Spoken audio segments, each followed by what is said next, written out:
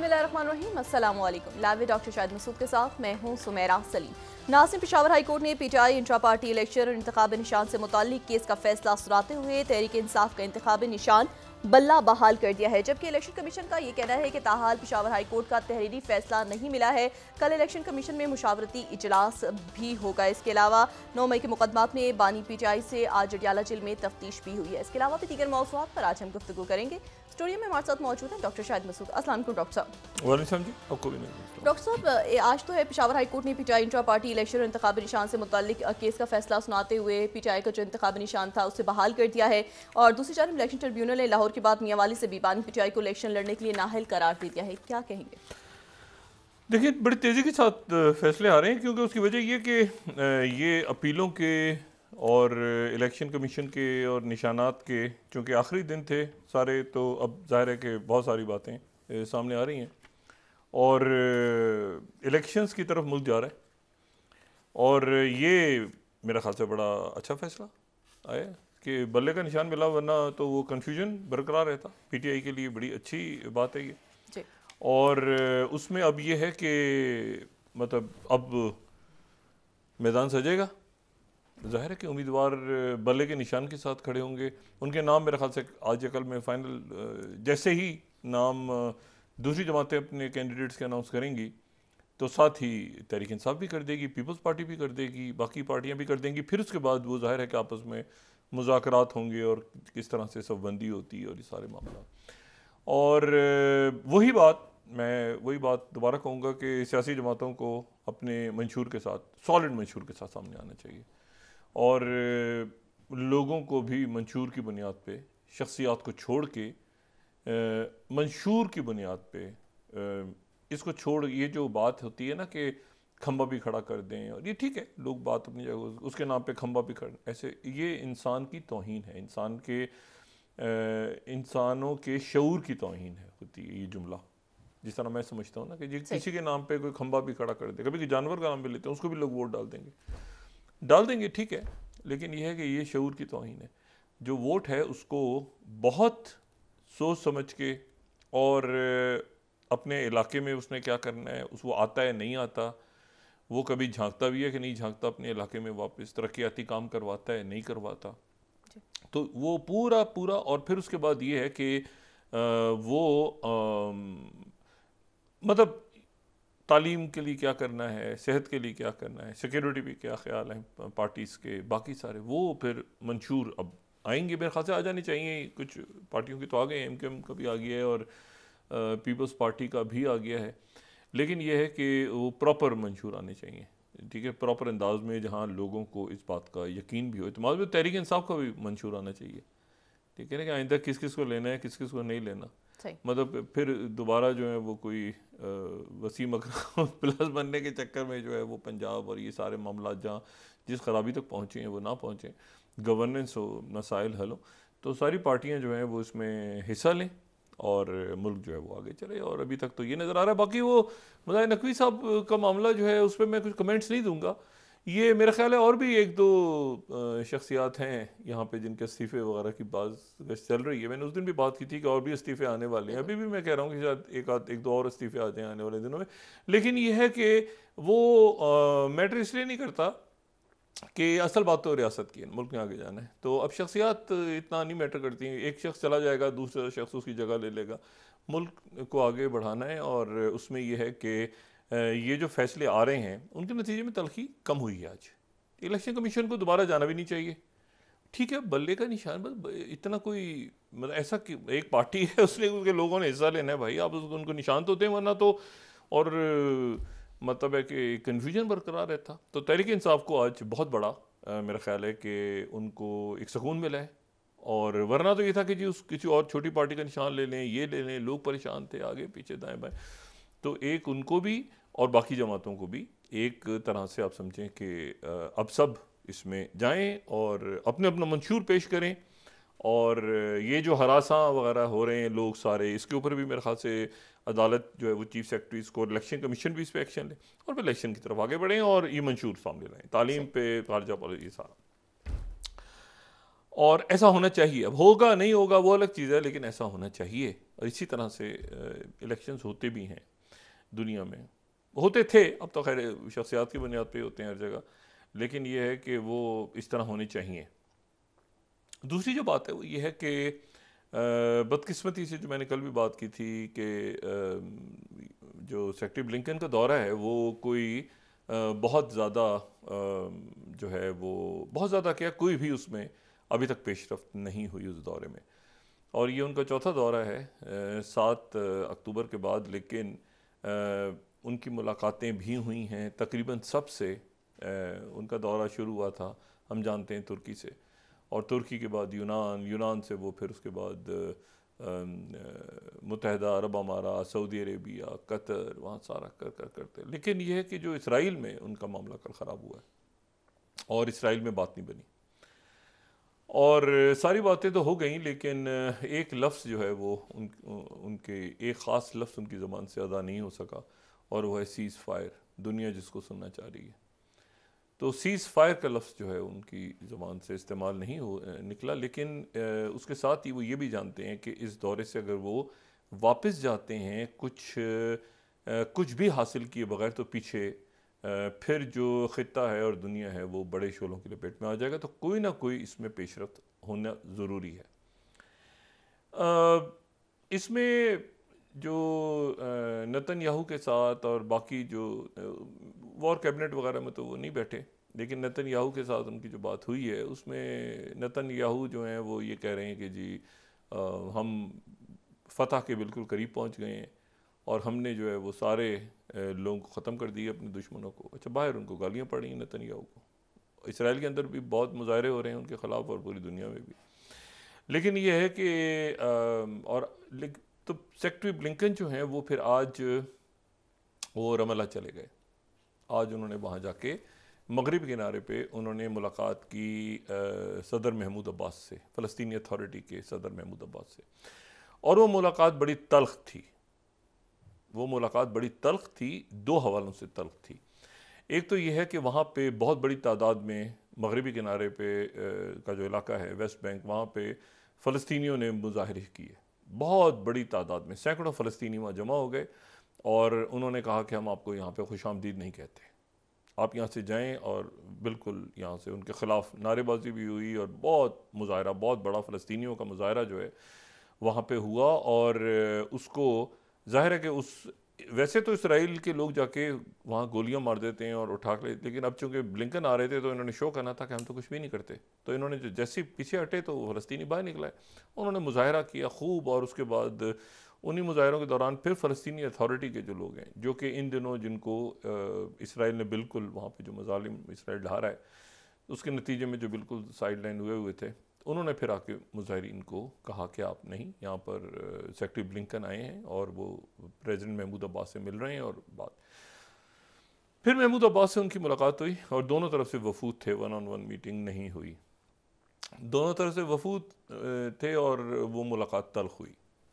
और सदर महमूद अब्बास जो हैं उन्होंने अब ज़ाहिर है महमूद अब्बास जो हैं वो अबू माज़िन यानी यासिर अरफ़ात के दस्ते रास्त, और एक पूरी उनकी तारीख़ है फ़तह के अंदर। जो पुराने लोग हैं फ़लस्तीनी तहरीक आज़ादी के, उसमें अबू माज़िन उनका नाम, या महमूद अब्बास जिन्हें हम कहते हैं। तो अबू माज़िन जो हैं वो ज़ाहिर है जब ये बतौर एक फ़ाइटर शरीक होते थे जद्दोजहद आज़ादी के लिए, तो उस वक्त ये अबू माज़िन कहलाते थे, अब इनको महमूद अब्बास कहते हैं। तो अबू माज़िन जो हैं वो आज अबू माज़िन थे दोबारा, तो अबू माज़िन के तौर पे उन्होंने मुलाकात की, ठीक है ना। और तल्ख़ मुलाकात हुई, स्ट्रेट टॉक उनकी हुई कि आप ये जंगबंदी और यहाँ से जो पैसे यहाँ से इकट्ठे होते हैं वो पैसे इसराइली मुआहदा जो हुआ था, क्योंकि देखें बात सारी ये है कि जो अपनी ज़बान से फिर गया है ना, मतलब अमेरिकन जो हैं अभी इस वक्त जब हम बात कर रहे हैं, तो सेक्रेटरी ब्लिंकन ने मगरिबी किनारे से चले जाना था मिस्र, और मिस्र से वापसी उनकी हो जानी थी, लेकिन वो अभी रुक गए मिडल ईस्ट के अंदर, और रुक गए हैं। और अब वो दोबारा फ़लस्तीनी इलाका जो है, जो मगरिबी किनारा है, वहाँ से वो बहरीन अचानक गैर एलानिया दौरे पे बहरीन चले गए हैं और वहाँ खलीफा हमाद थानी से मुलाकात उनकी होगी। अब ये जो है ये वहाँ पर वो बहरीन चले गए हैं और बहरीन ज़ाहिर है कि पांचवा बेड़ा है वहाँ पे, और बहरीन जो है वो एक ख़ूबसूरत मुल्क, और बहरीन जो है वो ये जहन में रहे कि अभी जो जब ये गज़ा की जंग हुई थी शुरू, तो सबसे पहले अब्राहम अकॉर्ड्स के बाद जिन मुल्कों ने इसराइल के साथ ताल्लुकात बहाल किए थे उनमें से एक बहरीन भी था। बहरीन ने अपने सफ़ीर को वापस बुला लिया था, सबसे पहला मुल्क बहरीन था, और बहरीन जो है उसने अपने सफ़ीर को वापस बुला लिया था। तो बहरहाल बहरीन वो गए, और बहरीन जो है उसका एक अपना एक रोल है, और बहरीन ज़ाहिर है कि सऊदी अरेबिया और यूएई और इन सारे मुल्कों के साथ ही वहाँ जो है वो मुशावरत से बहरीन फ़ैसला करता है, और बड़ा एक अहम रुकन है अरब ओआईसी का भी, अरब लीग का भी, खलीजी ताउन कौंसल का भी। वहाँ वो चले गए हैं। वहाँ से अच्छा वहाँ वो चले गए हैं इसलिए कि दो वजूहात हुई हैं कि बहरीन क्यों चले गए हैं अचानक। एक तो ये हुआ है कि देखें, इन्होंने जाना था मिस्र, मगरबी किनारे मिस्र जाना था, और मिस्र जाके जनरल सीसी से मिलना था।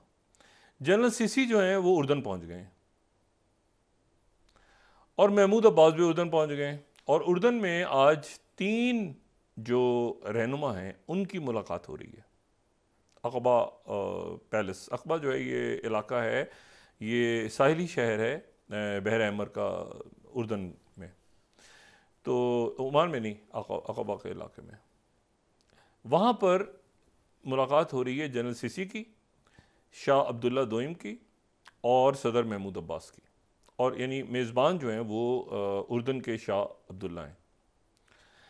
ये तीनों मिल रहे हैं, और ये तीनों की एक पोजीशन ऐसी है इन तीनों की, क्योंकि इन तीनों ने अमेरिकन सॉलिसी में, तीनों ममालिक ने, चाहे वो अनवर सादात हो, चाहे वो शाह हुसैन मरहूम हो, या वो यासिर अरफात मरहूम हो, इन तीनों ने जो है इसराइल के साथ अमेरिकन जो सॉलिसी में मुआहदे साइन किए थे, ठीक है, और इसराइल को तस्लीम किया था।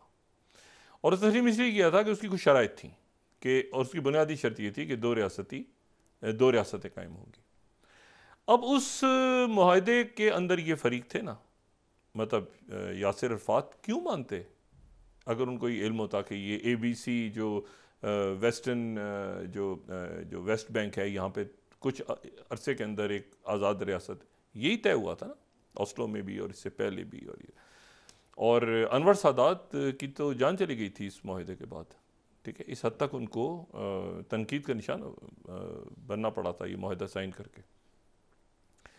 और शाह हुसैन जो हैं वो ज़ाहिर उर्दन जो है उसने सारा ये जो भी फ़लस्तीन के अंदर जंगें होती रही हैं फ़लस्तीनियों की, इसराइल के साथ हमले आगे भी, उर्दन ने भी बहुत इस पे बर्दाश्त किया है। यानी उर्दन एक होता है ना कि एक मुल्क खड़ा होता है, जैसे लेबनान है, ये मुल्क जो है ना, जो इसराइल के आसपास सारे मुल्क जो है ना, मैं इसमें गज़ा और इससे हट के बात कर रहा हूँ, वेस्ट बैंक से, वो ख़ुद स्टेबलाइज नहीं हो सके ये इसराइल की वजह से, कि जी फसाद कोई मसला हल हो तो कभी वो दो रियासती सोल्यूशन, कभी उनके जो कैंप्स हैं, फिर उसमें फ़लस्तीनी हैं, फिर उनका स्टेटस क्या है, फिर उनके पैसे कैसे मिलेंगे, जॉब्स कैसे होंगी, ये कैसे, तो एक बहुत, अब इस मरले पे जाके तो जो है वो जनरल सीसी जो है वो अभी इजिप्ट में नहीं है, वो इस वक्त जब हम भी बात कर रहे हैं तो वो जॉर्डन आ गए।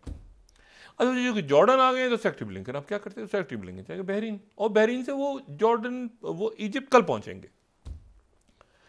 इसी दौरान जो है वो दोबारा जो कुछ हुआ है इस दौरे के दौरान, और देखें सेक्रेटरी ब्लिंकन ने आने से पहले ही बात की थी, ये उनके अलामी में भी थी कि मैं यहाँ इन मुल्कों को दौरा करूँगा, और इन मुल्कों का दौरा करने के बाद जो दो रियासती फार्मूला है जो उसके ऊपर मैं आगे वो बात आगे बढ़ेगी। यही बात सऊदी अरेबिया ने की, इनसे बिल्कुल, ये हर जगह जहाँ भी गए हैं इन्होंने यही बात की। तैयब अर्दगन जो हैं उन्होंने तो, बल्कि आज वहाँ पर एक कॉन्फ्रेंस हो रही थी, तैयब अर्दगन ने कहा कि हम, अच्छा एक बात बड़ी, तैयब अर्दगन जो है उन्होंने कहा मज़ीद मोसाद के लोग पकड़ेंगे, अभी मज़ीद मोसाद के लोग पकड़ेंगे। इसराइली जो हैं वो टर्की के भी तो कब्जे में है ना, टर्की में तो पकड़ लिया है। अब इसराइल देखें, कुछ लोग तो उधर है ना, जो जो जासूसी में पकड़े हैं मोसाद के लोग, वो तो टर्की के पास है ना। तो टर्की से अब डायलॉग अगले उस पर क्या टर्की से डायलॉग नहीं करना पड़ेगा इसराइल को कि ये हमारे लोग तुम्हारे यहाँ जासूसी क्या करने के लिए क्या मौजूद है मोसाद वाले। तो इसराइल इस वक्त काफ़ी ज़्यादा जो है वो एक प्रॉब्लम्स में फंसा हुआ है। यानी आप देखें ना कि उनके लोग टर्की के में पकड़े गए हैं। एनीवे, तो उन्होंने तैयब एर्दोगन से भी बात की, सऊदी अरेबिया में बात की, यूएई में बात की, कतर में बात की, और फिर बात करके जब वो इसराइल में गए तो वहाँ ठुस हो गए, सीज फायर का लफ्ज़ ही नहीं निकला। उसके बाद महमूद अब्बास ने भी सीधी बात की। लेकिन मैं आपसे फिर कह रहा हूँ कि एक ट्रैक 2 चल रहा है कहीं पर। इसको जो रिस्ट्रेन है ना कि सब खामोशी से देख रहे हैं सारे मुल्क, ये ट्रैक 2 चल रहा है। और उस ट्रैक 2 की वजह से वो मिस्र नहीं गए आज। और इसलिए नहीं गए कि मिस्र में इस वक्त काहिरा में हमास के रहनुमा, इसराइल, मोसाद के लोग, सही, कतर, अमेरिका, चंद अरब ममालिक और चंद यूरोपीय ममालिक के लोग इस वक्त बैठे हुए हैं। और कोशिश हो रही है इस वक्त भी कि सेक्रेटरी ब्लिंकन कल जब आए इजिप्ट और इजिप्ट का दौरा करके वो वापस जाएं वाशिंगटन, तो उससे पहले पहले कोई ब्रेक थ्रू हो जाए और कोई ऐलान हो जाए, कोई ऐसा मुस्बित ऐलान हो जाए जो यहाँ से वो वापस लेके जाएं। वो मतलब ये बात इंतहाई अजब लगेगी कि नेतन्याहू अमेरिका की नहीं सुनता। मतलब ये ऐसी बात है कि मैंने आपसे कल भी कहा था ना कि लोग फिर कहेंगे कि अच्छा आपकी नहीं सुनता तो हम सुनाते हैं उसको, फिर हम बता देते हैं ना, हम हैं ना उसको समझाने के लिए। पूरी दुनिया बेताब है कि उसको मतलब कौन समझाए जाके, मतलब मुकाबला चल रहा है पूरी दुनिया का कि यार हम समझाएं कि तुम पहले समझाओ। अगर अमेरिका नहीं समझा सकता तो फिर मतलब पूरी दुनिया खड़ी है ना समझाने के लिए। तो मसले बेहतर है अमेरिका ही समझाते खुद, ठीक है ना। उन्हीं का वो जो है वो क्या, मैं ज़बान इस्तेमाल नहीं करना चाह रहा हूँ कि वो उसको समझा दें, नहीं समझाते तो 23,000 बेगुनाहों का 23,500 शहीदों का खून है उसके हाथों पे, उसके और उसकी काबीना के हाथों पे। तो अब ये मसला ये है कि इसमें अब वो टॉक्स हो रही कायरा में आज भी, और अभी कुछ देर पहले तक ये था कि कोई ना कुछ ऐलान होगा। मतलब है कि वरना तो फिर मेरा ख्याल है सेक्रेटरी ब्लिंकन इधर ही बैठ जाएं, इधर ही रहें, अपनी ज़िंदगी के बाकी अय्याम मशरिक़ वस्ता में या मगरबी एशिया में गुजारें, किसी यहाँ पर कहीं कोई जॉब वॉब पकड़ लें कि वापस अमेरिका मच जाएँ। बार बार यहाँ आते हैं और बार बार वापस चले जाते हैं। इससे पहले वो जो है वो सदर बाइडन भी अजीब आए यहाँ पे, और उनसे तो आपको पता है ना कि मिले भी नहीं थे, उनसे तो महमूद अब्बास आ गए थे और शाह अब्दुल्ला भी नहीं मिले थे। और ये सूरत हाल इतनी अब तो बहुत ही बिगड़ गए हैं ना हालात। और अगर शिकस्त हो गई है इसराइल को, ये तो फतह नहीं होती ना कि आप 23,000 बेगुनाहों को मार दें। फतह तो ये होती है कि गज़ा पे हम आ गए, हमने झंडे लहरा दिए और यहाँ पे ये तो मतलब इसराइल की बदतरीन शिकस्त है। 1948 में मेरे ने ख्याल कि 1948 के बाद इस तरह की कभी डिफीट हुई है इसराइल को, मतलब मुकम्मल शिकस्त हो गई। उन्होंने पूरी कोशिश की है कि खत्ते को खींच लें अपनी जंग में, लेकिन नेतन्याहू उसमें नाकाम हो गए। और मैं आज टाइम्स का ये पढ़ रहा था, टाइम्स जो प्रॉपर टाइम्स जो यानी बरतानिया का जो दुनिया का अखबार, तो 16वीं स्लाइड उसमें एक्स मोसाद चीफ जो हैं, एक्स मोसाद चीफ ये मोसाद के सरबराह उन्होंने कहा ये हार चुके हैं, नेतन्याहू रिज़ाइन करे, 16वीं स्लाइड है, नेतन्याहू रिज़ाइन करे, जंग हार चुका है, ठीक है। ये इनके फ्राइम विली उन्होंने कहा Israeli prime minister has failed to bring Hamas to knees and can not unite his own country, तो ही मस्ट रिज़ाइन। तो ये जो है ये वो हैं जो सारे बरसा बरस से देखते रहे हैं मोसाद के। तो ये टाइम्स और एक दुनिया का एक बहुत ही संजीदा अखबार है। अच्छा, अब इसमें इशू ये है कि एक तो ये हो गया, दूसरा जो है वो ये हुआ कि हुतीज़ ने अभी तक 7 अक्टूबर के बाद से ये सेक्रेटरी ब्लिंकन ने कल प्रेस कॉन्फ्रेंस में ये बात कही।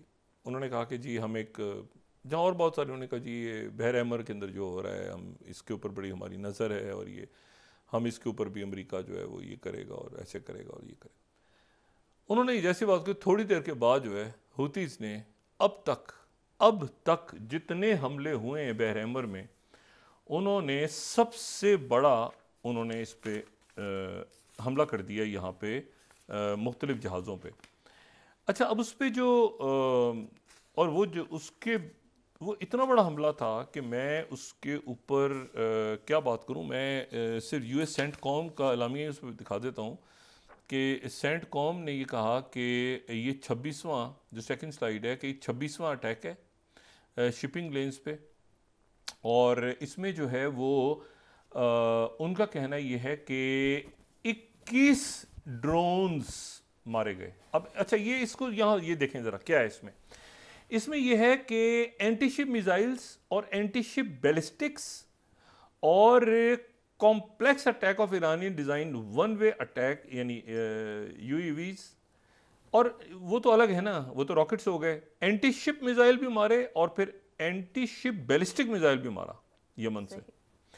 और उसके बाद जो है वो जवाब में वो कह रहे हैं कि इसको नाकाम बना दिया, सेंट कॉम का ये कहना है। लेकिन 21 जो है ये अभी तक सबसे बड़ा।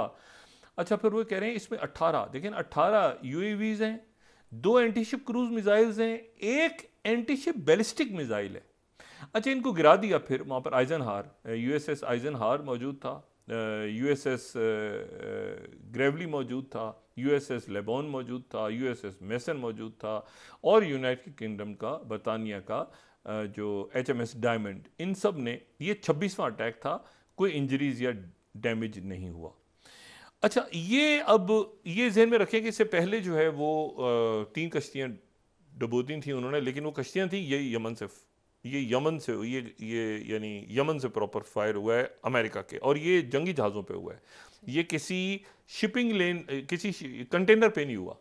ये अमेरिका के जो जंगी जहाज़ हैं उनके ऊपर ये अटैक्स हुए हैं, या मतलब वहाँ पर कोई कंटेनर्स होंगे उनको, लेकिन ये है कि अमेरिका ने इनको डाउन किया। अब मसला ये है कि इसके ऊपर अच्छा, कोई किसी की कंडेमनेशन किसी अरब मुल्क की और किसी की तरफ से दुनिया में नहीं आई। इसके ऊपर सबका कंसर्न सबका ये है 2-3 बातों का।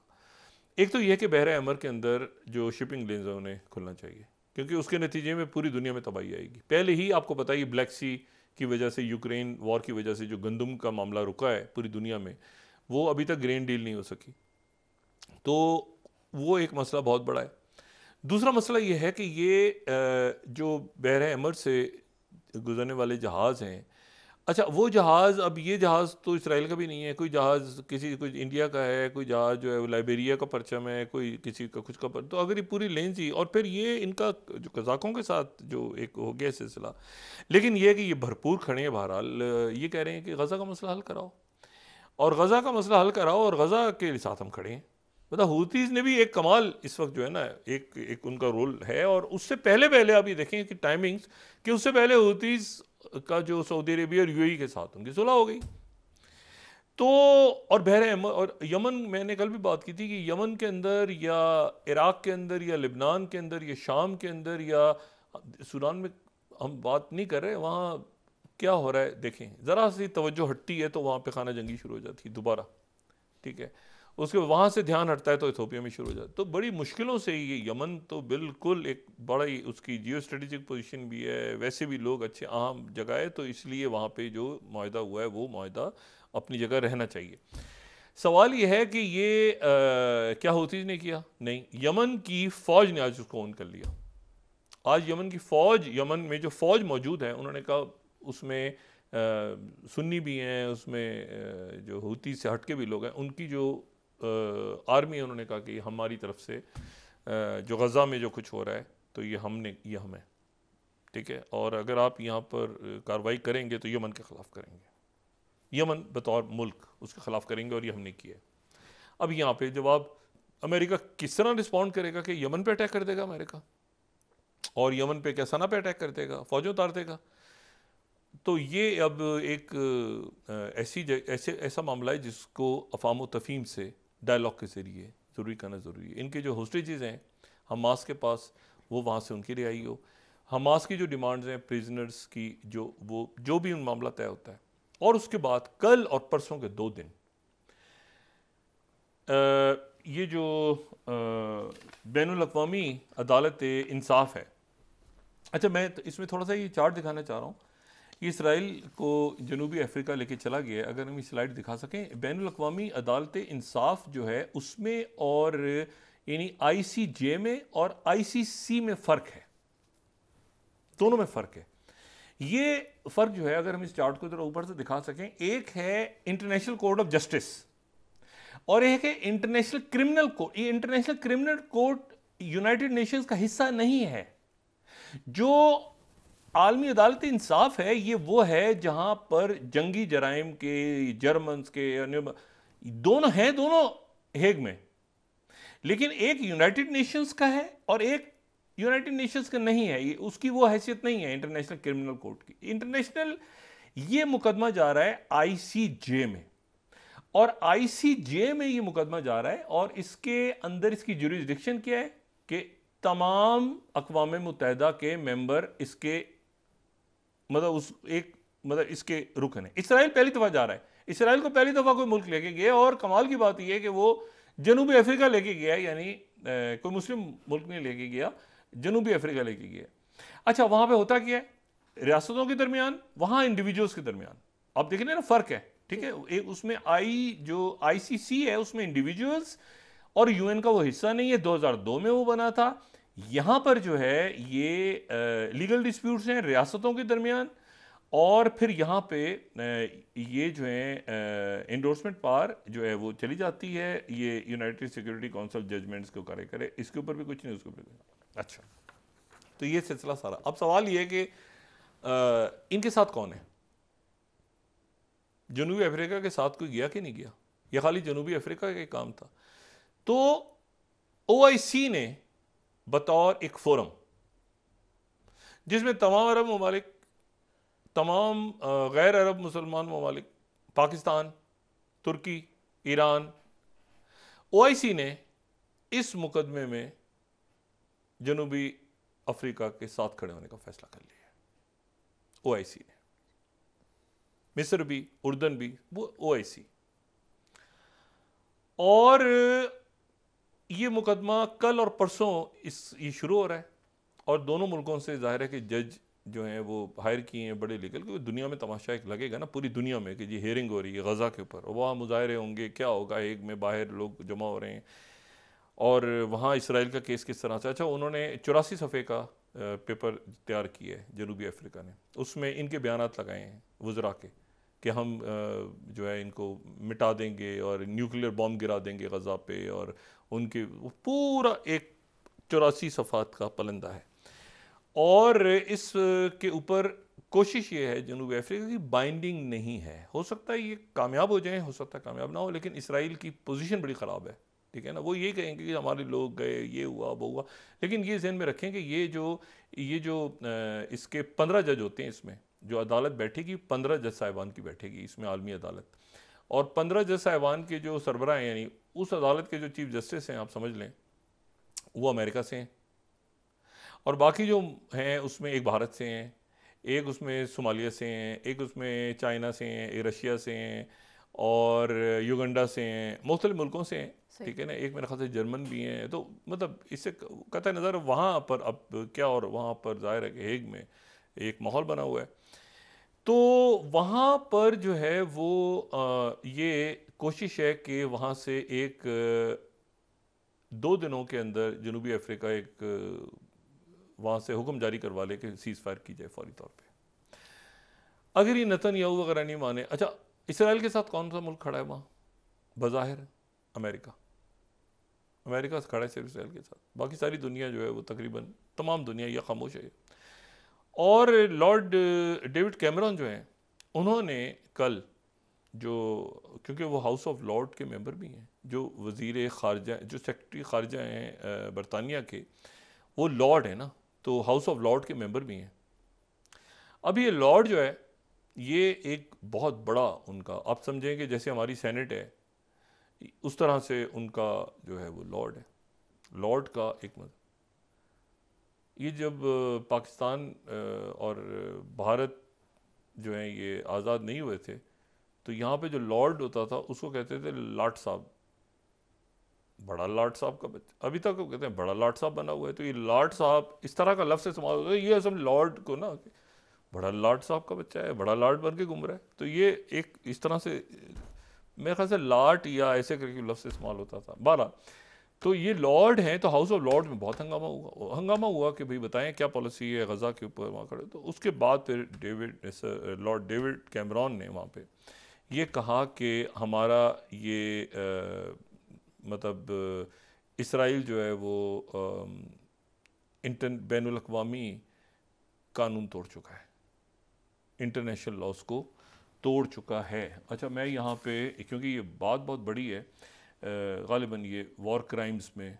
यानी बरतानिया के, मैंने आपको बताया था कि लॉर्ड डेविड कैमरॉन जो हैं उनके जब ये इनका नाम अनाउंस हुआ था तो मैंने एक बात उस वक्त कही थी इनके बारे में कि इनका जो फ़लस्तीनियों के मामले में, इसराइल के बारे में इनको, अब ये मैं फिर टाइम्स जो है ये समझ लें कि बरतानिया का, शायद मेरा ख्याल है गार्डियन टाइम, लेकिन टाइम्स को मैं गार्डियन से भी ज़्यादा मुतबर टाइम्स। अब टाइम्स ने, सारे अखबारों ने, कि इसराइल में हैव कमिटेड वॉर क्राइम्स, ठीक है। Foreign secretary warns that war in Gaza is not the way to defeat Hamas ideology. अच्छा, और BBC फिर 15वीं slide, David Cameron worried Israel में have broken international law in Gaza. अब जब international law तोड़ दिया तो फिर बरतानिया की पोजीशन क्या है वहाँ पर? वही एक दिन ये जुमला देखें ना, कैसा जुमला उन्होंने कहा। इसका मतलब ये है कि जो एक तरह से बरतानिया भी उधर खड़ा हो गया जहाँ जनूबी अफ्रीका खड़ा है, ठीक है। अब तारीख देखें, नेल्सन मंडेला का फड्डा किससे था? कौन से गोरे थे? मतलब गोरे कोई अमेरिका के तो नहीं थे। नेल्सन मंडेला को जेल में जो रखा ये सारा, तो ये आप देखें कि तारीख किस तरह से कि इंटरनेशनल लॉ जिसमें साउथ अफ्रीका जा रहा है उसमें बरतानिया कह रहा है कि इंटरनेशनल लॉ को गजा ने तोड़ दिया। अच्छा, अब ये जो ट्रैक 2 हो रहा है, ट्रैक 2 तो नहीं कहूँगा मैं, ट्रैक 2 के खाक है, ये तो बैठे हैं इंटेलिजेंस के लोग, और इसमें ज़ाहिर है सफारतकार भी बैठे हैं, अरब ममालिक भी बैठे हैं, यूरोपीय, कि किसी तरह से सेक्रेटरी ब्लिंकन के वापस जाने से पहले कुछ हो जाए, क्योंकि जो उनके जो चेयरमैन जॉइंट हैं, सेक्रेटरी डिफेंस हैं जो अमेरिका के, लॉयड ऑस्टिन, जो कि हॉस्पिटल में एडमिट थे, तो अब ये पता चल रहा है कि उनको प्रोस्टेटिक कैंसर डायग्नोज हुआ था, तो उसकी वजह से जो है वो दाखिल हुए। और जाहिर है कि बीमारियां हैं तो बहुत से लोग उसको नहीं जाहिर करना चाहते, लेकिन यह है कि प्रोस्टेटिक कैंसर उनको डायग्नोज हुआ है। मुझे नहीं पता कि उसकी कोई उसमें फर्दर आगे कोई उसकी यानी ज़ाहिर कीमोथेरेपी होगी या सर्जरी होगी। सर्जरी तो इसमें फिर होती है तो बड़ी खौफनाक स्टेज होती है जब सर्जरी की जाती है, इसमें वो ब्लैडर वगैरह तक फैल चुका होता है।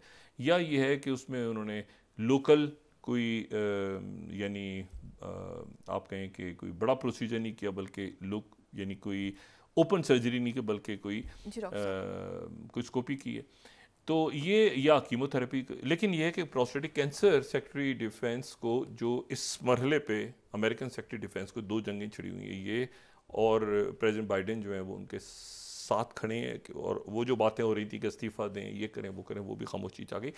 तो अब ये बहुत इस वक्त एक सूरत हाल ऐसी है, अब वक्फा नहीं, उसके बाद बात करते हैं कि ये अब यानी सेक्रेटरी ब्लिंकन का दौरा रुक जाना उनका यहाँ पे, ये इंपॉर्टेंट है। और ये भी इंपॉर्टेंट है कि वो कल इजिप्ट जाते हैं तो जनरल सीसी ने वापस जाना है। अब जनरल सीसी पे सारा आ गया कि क्योंकि जनरल सीसी कल उनसे मिलते हैं, तो अगर ये आज का मामला ख़राब हो जाता है वहाँ पे जो कायरा में टॉक्स हो रही हैं, तो जनरल सीसी फिर क्या मैसेज कन्वे करेंगे फाइनल उनको जाने से पहले। ब्रेक के बाद डिस्कस करते हैं। नाज़रीन, वापस आते हैं एक छोटे से ब्रेक के बाद।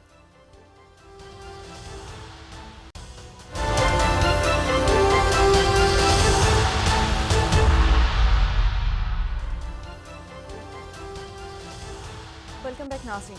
डॉक्टर साहब, मुस्लिम लीग नून और MKM के दरमियान ये बातें चल रही थी कि सीट एडजस्टमेंट हो जाएगी, और आज MKM की जानिब से इस बात की तरदीद कर दी गई है, तो क्या आने वाले दिनों में कोई सीट एडजस्टमेंट हो सकती है? अभी कल तक देखते हैं ज़रा, ये आखिरी जो दिन है जिसमें अपील्स होनी है और ये सारा ये ख़त्म आज हो गया सिलसिला। अब इसमें हतमी जो फहरिस्तें आ जाएंगी तो उसके बाद मेरे ख्याल से बातचीत चलेगी। मैं एक आलमी सतह पे और बड़ी इंटरेस्टिंग बात है।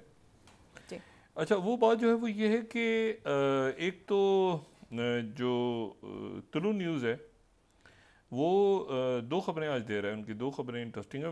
ये कोट इसलिए कर रहा हूँ क्योंकि ये ऐसी खबरें हैं जिनको कोई मुस्तनद अदारा, ये एक तो 30th न्यूज़ है वो कह रहे हैं कि जी तुलु न्यूज़ सोर्सेज सेट कि Maulana Fazlur Rehman met with Islamic Emirates leader, उनके जो रहनुमा हैं उनके साथ, उनकी जो अमीर है वहाँ पे उनके साथ मुलाकात हुई है। दूसरा जो है वो तुलु न्यूज़ ये बता रहा है कि जो ईरान है, ईरान ने भी 2 महीने में 900 अफ़गान जो हैं, मतलब बच्चों को, बड़े उनकी तादाद अलग है, लेकिन अफ़गान माइनर्स को 2 महीने में ईरान ने कहा है कि वापस जाएं।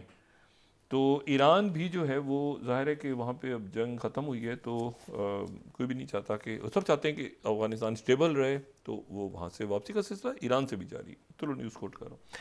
अच्छा, दूसरी जो बात है वो बड़ी एक अजब सी बात है कि वाशिंगटन में अमेरिका और चाइना के मिलिट्री ऑफिशियल्स का इजलास हुआ है 2 रोज़ का, 2 रोज़ जारी रहा है। अच्छा, डिप्लोमेट्स नहीं, मिलिट्री ऑफिशियल्स चाइना से गए हैं वाशिंगटन, और वाशिंगटन से ये इनका ज़ाहिर है कि कोई डायलॉग इनका 2-3 साल तक तो बड़ी तलखी रही है। तो 2-3 साल बाद जो है वो ज़ाहिर है कि जब सैन फ्रांसिस्को में गए थे प्रीमियर शी जिनपिंग, तो वहाँ पे प्रेसिडेंट बाइडेन से मुलाकात हुई, तो वो एक मामला कुछ बेहतर की तरफ गए। तो वहाँ से deputy assistant secretary of defence for China, Taiwan और मंगोलिया डॉक्टर माइकल चेज थे, और चाइना की तरफ से मेजर जनरल स्वांग योंग चाओ, जो कि deputy director central military commission office for international military cooperation थे। ये लोग थे। लेकिन इसमें जो प्रेस दोनों तरफ से, चाइना की तरफ से और अमेरिका की तरफ से जो प्रेस स्टेटमेंट्स हैं, जैसे ये मैं पहले तो दिखाता हूँ ना, जो मिसाल के तौर पे चलें, पहले हम चाइना का देखते हैं ना, 26वीं स्लाइड जो है। तो चाइना जो है वो तो इसमें कह रहा है कि the Chinese side emphasise that China जो है वो किसी किस्म का कॉम्प्रोमाइज नहीं करेगा ताइवान पे, और उसने डिमांड किया है, ये ministry of national defence people Republic China, ठीक है, चाइना ने कहा है कि जी कोई कॉम्प्रोमाइज़ नहीं होगी ताइवान पे, कोई कंसेशन नहीं होगा ताइवान पे, और अमेरिका जो है वो वन चाइना प्रिंसिपल पे अपना पूरा करे, अबाइड करे उसको, और relevant commitments, stop arming Taiwan को असला देना बंद करे। देखें इसकी लैंग्वेज, आप देखें इस ऑफिशियल स्टेटमेंट की, and not support Taiwan independence. The Chinese side urged the US side to reduce military presence and provocation in South China Sea and stop supporting provocation. अब ये जो अल्फाज हैं, ये अल्फाज आप देखेंगे कि चाइना उस मीटिंग के बाद ही अलामिया कैसा आ रहा है सामने। चाइनीज साइड ने कहा कि underscore the US side should fully recognize the root cause of maritime air security issues, strictly discipline its troops on ground and stop manipulating and hyping up relevant issues. अच्छा, और साथ उन्होंने बड़ा सख्त बयान। अच्छा, इसी को, ये तो चाइना के तरफ से आ गया, मुश्तरका अलामी नहीं आया, लेकिन फिर जो डिपार्टमेंट ऑफ डिफेंस का आया है read out of 2024 US PRC people Republic China defence policy coordination talks. अच्छा, वही डॉक्टर माइकल चेज और सब, उसमें जो है उसकी ज़बान तो बड़ी मीठी मीठी सी है। डॉक्टर चेज ने कहा कि यूनाइटेड स्टेट जो है remains committed to our long standing one China policy, वो ये नहीं वजाहत कर रहे हैं क्या। अच्छा, और जो गाइड करता है Taiwan relation act, 3 US China joint communiques and 6 assurances and he reaffirmed importance of peace and stability across China. ये तो बड़े प्यार मोहब्बत के जुमले, और चाइना की तरफ से बड़ा सख्त अलामिया है। चाइना ने तो बड़ा सख्त अलामिया जारी, इनका अलामिया तो बिल्कुल ही बहुत ही मतलब शरीफाना सा, बहुत ही सादा सा अलामिया है। तो पहले तो मैंने ये देखा कि शायद इनका एक कंबाइंड आएगा दोनों का, कल और परसों, इनका मुश्तरका नहीं आया। इनकी ज़बान बहुत सख्त है, चाइना की ज़बान बहुत सख्त है, जो चाइना ने वाशिंगटन में उनको कम्युनिकेट किया है। और जो अमेरिका है वो बिल्कुल नज़र आ रहा है कि जी वो तो वजाहत कर रहे हैं कि जी हम तो बिल्कुल वन चाइना पॉलिसी को मानते हैं। उन्होंने कहा खबरदार चाइना को, ये ताइवान को असला वसला देना, और यहाँ पे ये बहुत सख्त ज़बान है उसमें उनके। तो ये अब एक दूसरा, आज बड़ी इम्पोर्टेंट मीटिंग हुई है वीडियो लिंक के ज़रिए, वो हुई है प्रीमियर शी जिनपिंग की और फिनलैंड के प्रेसिडेंट की। फिनलैंड, कौन सा फिनलैंड जो नेटो का हिस्सा बन गया है, कौन सा फिनलैंड जो कि जिसका सबसे बड़ा बॉर्डर है, बहुत बड़ा बॉर्डर है रशिया के साथ। और एक तो 2 दफ़ा प्रीमियर शी जिनपिंग गए हैं, फिनलैंड के सदर भी दौरा कर चुके हैं। अब वहाँ पर गैस पाइपलाइन का कोई इशू है वहाँ पर, वो जिसके ऊपर कोई ब्लास्ट वगैरह शायद उसका भी जिक्र हुआ है बीच में, लेकिन ये कि ताल्लुकात अच्छे होंगे। अब बड़ी ज़बरदस्त इनकी मीटिंग की खबरें आ रही हैं वीडियो लिंक के ज़रिए 1-on-1। और दूसरा ये है कि आज अभी तक उसका अलामिया तो नहीं आया, लेकिन मालदीव के जो सदर हैं मोहम्मद नवाज़, उनकी आज बड़ी तवील मुलाकात हुई है प्रीमियर शी जिनपिंग के साथ। और अब उस मुलाकात के बाद गालिबन अशाइया भी है और मज़ीद लोगों के साथ भी उनकी मीटिंग्स हैं और जगहों पे भी जाएंगे वो, लेकिन मुलाकात उनकी आज हो गई है या हो रही है इस वक्त। तो उसका एलामिया क्या आता है, उसमें स्टेटमेंट क्या आती है, लेकिन उसमें ये बात तय हो गई है, ये जो इनिशियल वहाँ से चीज़ आ रही थी वो ये आ रही थी कि जो मालदीव और चाइना के ताल्लुकात हैं, आप देखें चाइना का इलेक्शन जो मालदीव का इलेक्शन है वही इंडिया और चाइना के मसले पे हुआ है, इंडिया आउट इंडिया इन, ठीक है। और फिर जाने से पहले जो एक बदमज़गी हुई है दोनों मुल्कों के दरमियान, जो नहीं होनी चाहिए थी। लेकिन जो असल बात है वो ये है कि चाइना और मालदीव के दरमियान जो अलामिया आ रहा है या जो मुलाकात का, वो ये है कि पहले से कहीं ज़्यादा मालदीव और चाइना के ताल्लुकात आने वाले अरसे में बढ़ेंगे, क्योंकि वहाँ पर हुकूमत ही ऐसी आई है जो कि चाइना का नाम लेकर आई है। उसको लोगों ने वोट ही इस बेस पे दिए हैं कि हम चाइना के साथ। तो इसलिए अब एक तो उनका प्रोटोकॉल, एक तो पूरी, यानी अभी तक किसी मुल्क में ऐसी कोई मैंने कंपेन नहीं देखी चलते हुए श्रीलंका में या किसी और मुल्क में कि वहाँ पर नारा ही ये हो कि India in India out, China in China out. ये कहीं मैंने नहीं देखा पूरी दुनिया में अभी तक किसी मुल्क में भी। इलेक्शंस में और बहुत सारी, तो ये मालदीव में हुआ है, मालदीव की जियो स्ट्रेटेजिक।